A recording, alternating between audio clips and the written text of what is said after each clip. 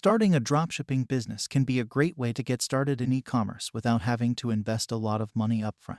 Here's a simple outline of how you can start a dropshipping business for $0. 1. Research and choose a niche. The first step to starting a dropshipping business is to choose a niche or product category that you want to focus on.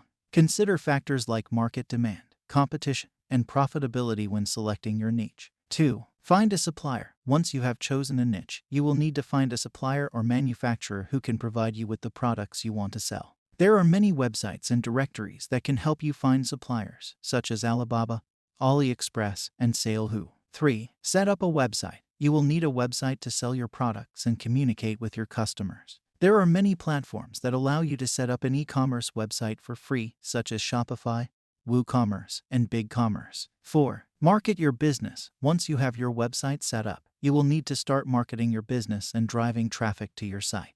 This can be done through a variety of methods, such as social media marketing, content marketing, and paid advertising. 5. Process orders and ship products. When you receive an order from a customer, you will need to place the order with your supplier and have the product shipped directly to your customer. You will be responsible for handling customer service inquiry and handling any returns or exchanges. By following these steps, you can start a dropshipping business for $0 upfront cost. It is important to keep in mind that while starting a dropshipping business may not require a lot of upfront capital, it will still require time and effort to research and set up your business, and to market and grow your customer base.